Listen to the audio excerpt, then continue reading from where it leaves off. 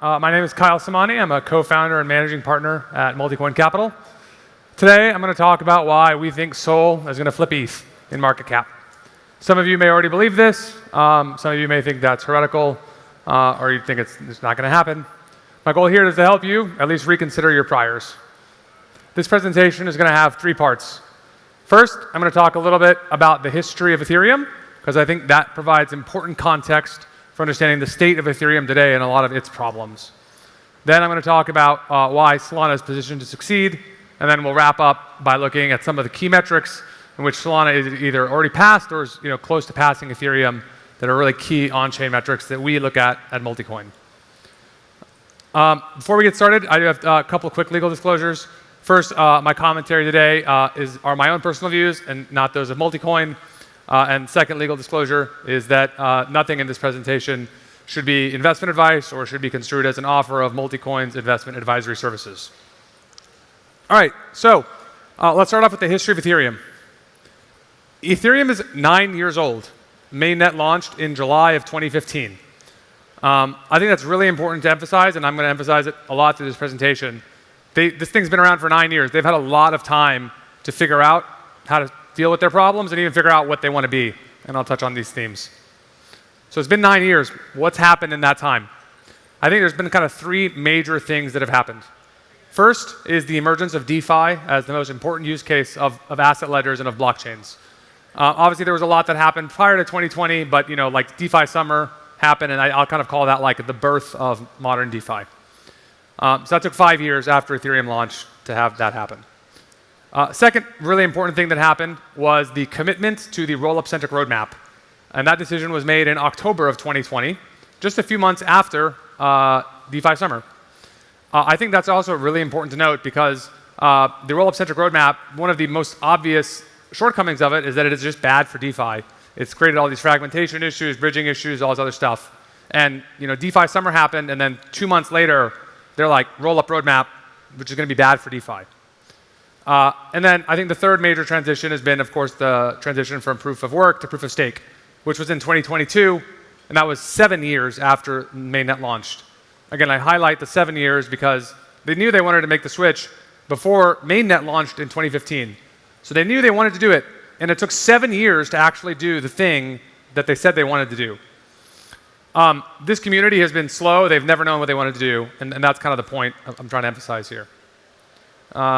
Next, we're at, here we go. I want to talk briefly about the scaling roadmap. Quite frankly, the roadmap has changed more times than we can count. In the early days of Ethereum, there was a whole bunch of talk of sharding, plasma, state channels. If you really go back far enough, you'll remember hypercube routing, a bunch of other crazy ideas. All of these things obviously haven't panned out. It took them 5 years, and they committed to this roll-up centric roadmap thing in October of 2020. Today, now, that roadmap even seems to be in question, or at least partially in question. If you've been following along in kind of the public discourse, there's been a lot of talk about, hey, should we scale the L1? Should we do multiple concurrent block proposers? A lot of these other things that have been kind of more Solana or Near-centric in their approaches are now being reintroduced to the Ethereum discussion. We have no idea what decisions the EF is going to make on these front. It may take them 3 more months, may take them 6, may take them 9 more months, who knows.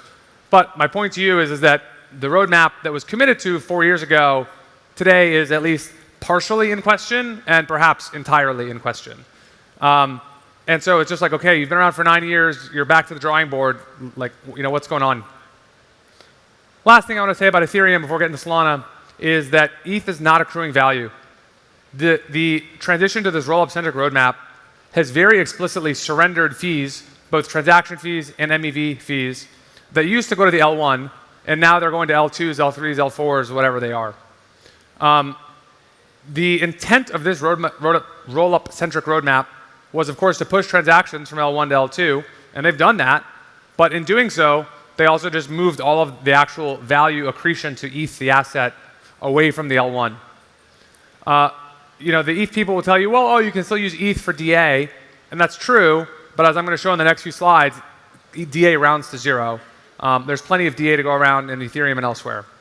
And of course, the last thing you'll hear people say about value accrual for ETH is that ETH is money. And this is nonsense. This is a circular statement that is non-falsifiable. Therefore, like they're just subjecting you to their religion. You can't reason about this at all. The litmus test for is something money is go to the coffee shop and ask them, hey, how do you price the coffee? If they say ETH, then ETH is money. If they say dollars, then dollars is money. Like that's the litmus test for money. There is no other litmus test. And so if we look at the data of this whole L2 thing, here we're looking at the percentage of transactions that have moved from L1 to L2 over the last 3-4 years. And it's obviously very clear. Basically everything is on L2 at this point. 90% plus is on L2. This is by design, which is great. They accomplish their objective. But to what end? They talk about this DA value accrual. Here we're looking at, you talk about DA value accrual. Well, in fact, the L2s are the ones making all the money. This is the revenue and expenses for Base, which is the largest L2 by most major metrics. And you can see here very clearly, Base is making a lot of money. This is like on the order of $1 million a week, plus or minus. And their expenses are effectively zero. And expenses here is ETH paid for DA to the L1. As of March, they went to zero, and it's probably going to stay at zero. The other thing I really want to highlight here is that this whole talk of alignment. People have been saying, oh, L2s are aligned with L1s. But actually, this chart really emphasizes the fact that they are actually anti-aligned. Base is owned by Coinbase, and the point of Base is to produce profits for Coinbase's shareholders. And so they want to maximize revenues and minimize expenses. And so, in fact, the incentives of Base are the exact opposites of the incentives of ETH-L1, because Base wants to minimize the cost it pays. If we look at some of the other major L2s, like Optimism, you see the chart looks more or less the same. I don't want to highlight just Base. Optimism looks more or less the same. And Arbitrum, again, more or less is the same. So you can see this pattern consistently across all of the L2s. I'm going to say the quiet part out loud. Ethereum has never really known what it wants to be. It launched as a world computer 9 years ago, and that was never defined, still isn't defined. And to be clear, I don't think they have to define world computer, like whatever, it's fine, it's a marketing term.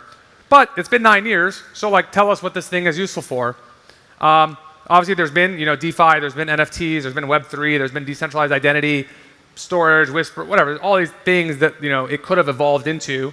But right now, it's kind of a mishmash of all of the above, and is, quite frankly, therefore nothing, because nothing actually stands out. Even as recently as a few weeks ago, Vitalik and others from the EF were publicly basically saying, DeFi is just circular nonsense, like do other stuff with Ethereum. And I'm like, great, I would love it for Ethereum to do more too, but like, hey, it's been 9 years, like, provide some guidance. Like, where do you think we should go? Have some opinions. And it's just like the lack of urgency of wanting to figure out what it's useful for and pushing the ecosystem in that direction has created a tremendous amount of really bad inertia in the system as a whole. DeFi is the most important thing that happens on blockchains today.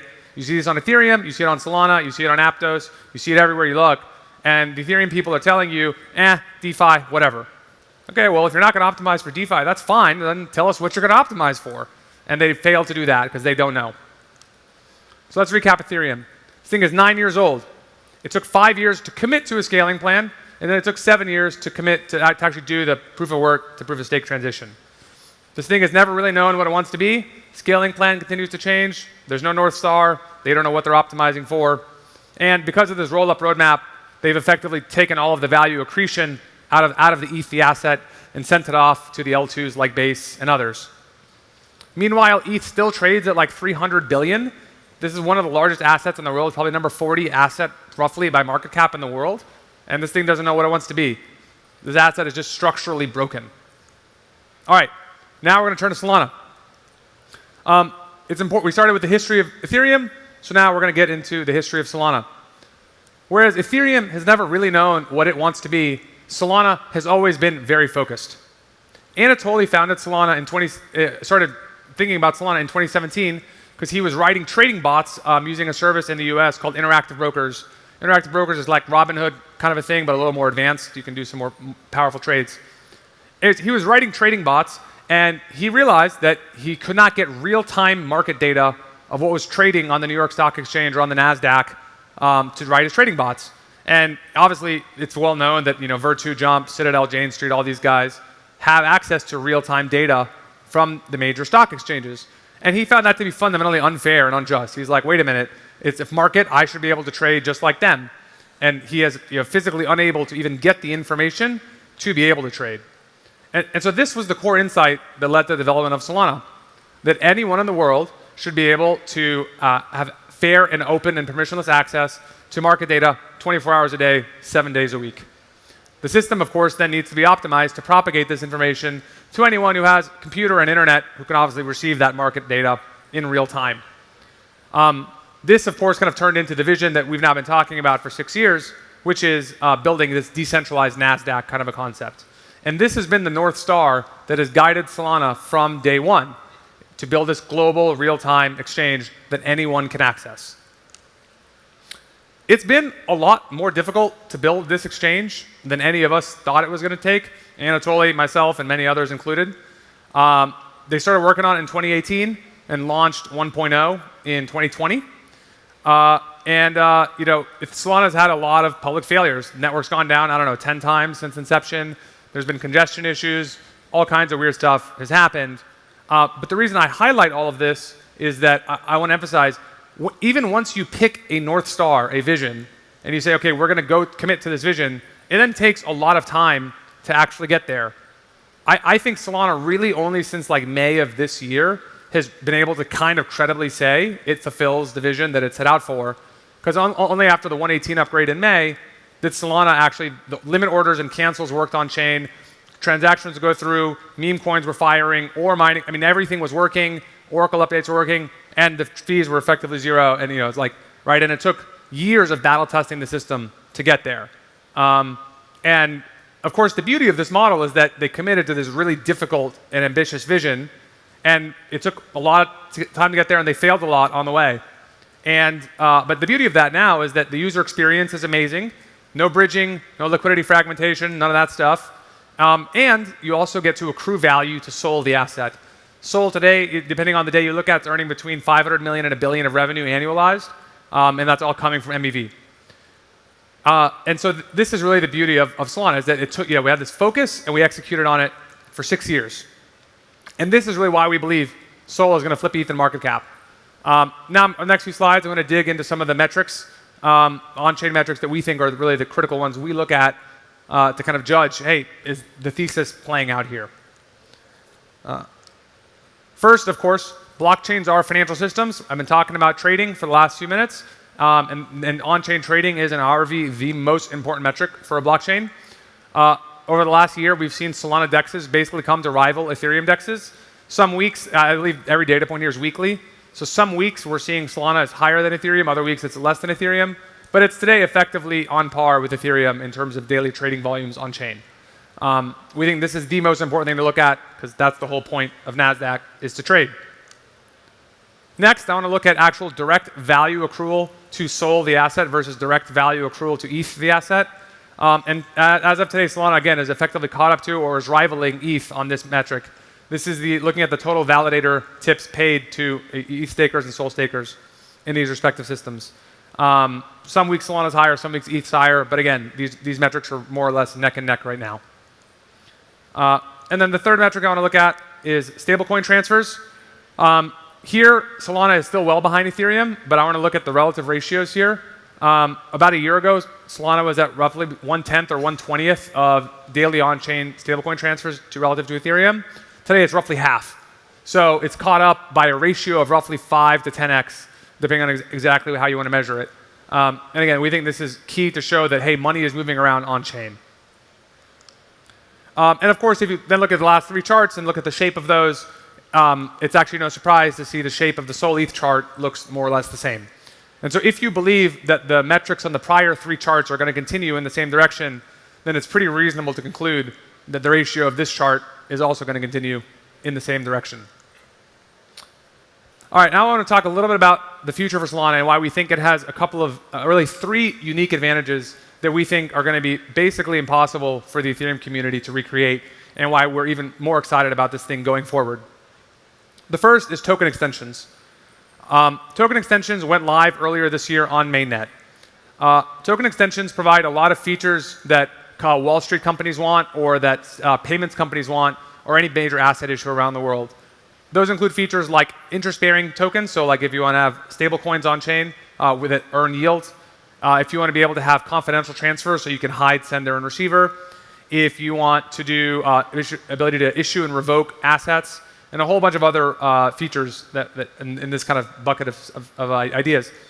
And all of these features were developed based on direct input from payments companies and Wall Streets over the last few years. And all of this is live on mainnet today. It's 100% free, 100% open. All the documentation is open and available. And I highlight this because I think that we have meme coins, we have DeFi assets, we have DePIN assets, we have all of these things that are crypto native, obviously. Us and most of y'all probably are following a lot of that stuff. But then there's this whole other world of finance, which is regulated finance. And regulated finance is only ever going to come on-chain at scale if they have all of these collection of features. And all of this stuff is just built into Solana L1 natively, and it's ready to go. We think this is super important, and we think it's going to be basically impossible to recreate this in the Ethereum ecosystem because the EVM itself is fragmented. What do I mean by that? Well, there's a lot of different flavors of the EVM out there. There's the different optimistic flavors, there's the different ZK flavors, there's the Polygon sidechain flavors, there's the JP Morgan internal blockchain flavor, and all of these versions of the EVM are not the same. They're like 98% the same, but they're not 100% the same. And so if you're going to try and create a common set of standards to have interest-bearing stablecoins, to have confidentiality work through bridges across these systems, it's going to be really, really hard to make all of those pieces talk and connect to each other. Again, it is possible. Like, there's no physics limitation or software limitation. It's a people problem. You have to get all of these different groups of people to sit down and agree. And that's going to be very, very difficult to do. The first major token using token extensions is live now. It's called PYUSD. It's PayPal stablecoin. It went live a few months ago on mainnet. And so we're really looking forward to seeing token extensions roll out. It's been a little slow. You probably heard about it and kind of forgot about it. But I would say keep your eyes on token extensions. I think in 3 or 4 years' time, it's going to be like one of the defining things that makes Solana really stand out. Next, I want to talk about Firedancer. Firedancer is a new Solana client expected to go live in the next few days or next few weeks. I think they're announcing the dates tomorrow at Breakpoint. For those of you who are unfamiliar, Firedancer is a new Solana client being built by Jump Trading. Jump Trading is one of the largest HFT firms in the world. And of HFT firms, Jump is actually known for being the fastest. And we think this is really important because the Jump team is taking all of their accumulated knowledge and wisdom from building high-performance trading systems, and they're building all of that into the Solana code base. This system, again, from day one, the vision was decentralized NASDAQ, and we're now taking one of the preeminent trading firms and applying all of that wisdom to making the world's fastest permissionless exchange. This thing is going to scale, it's going to be fast, and it's going to allow everything that we like about Solana, the composability, the no bridging, all these things will just magically work even better under Firedancer. And of course, the last thing I want to talk about then, and this kind of builds on Firedancer, is scaling with hardware. One of the foundational design principles of Solana is the focus on scaling organically with parallel hardware. Anatoly's been talking about this since day one. I've been talking about this for years. And the idea is very simple. Is if you double or triple the number of cores in the system, you would hope that the performance would double or triple of the system. Very straightforward idea. This is obviously generically a good idea because of Moore's Law over the last 50 years. As core counts have grown, especially over the last 10 or 15 years, systems that can take advantage of that have gotten better in terms of performance. But this is actually particularly important today because of the renaissance happening in AI. There's now more capital going into the entire silicon value chain from design through manufacturing, and that's growing at the highest rate in both percent terms and absolute terms in the last 30 years. And this is all because of this AI renaissance. And all of these AI chips that are being built by all of these different startups, NVIDIA, AMD, everyone, all of these chips are massively, massively parallel chips. Not all of them will work for Solana, but it doesn't matter. You only need a couple of them to be applicable. And those are going to help drive the performance of Solana even further. What's so amazing about this AI renaissance is that it has absolutely nothing to do with crypto. No one in the Solana ecosystem has to know or care about any of the stuff going on in AI land. And you just have like an incremental 30, 40, 50 billion dollars of R&D happening across all these various companies. And all of that labor and energy is going to produce a better Solana network. And like, those are the kinds of really foundational bets that you have to make at the core of the design of the system in order to win what is going to be one of the largest markets in the world, which we think is decentralized NASDAQ. The EVM is a single-threaded processor. they've been talking about parallelizing it for 9 years, done absolutely nothing. And like we think this kind of full embrace of parallelism is going to, again, really become more evident over the coming years as we scale the assets on chain. To wrap things up, we really could not be more excited about the future of Solana. The community has coalesced around a common vision, and everyone's rowing in the same direction. Everyone's working towards this decentralized NASDAQ. We have the teams building, we have the asset issuers, we have the token extensions, we have the new performant clients. All of this works together cohesively to produce a network that scales and to produce an asset that can accrue value as it scales. We're really looking forward to seeing Sol flip ETH in the coming years ahead. Thank you.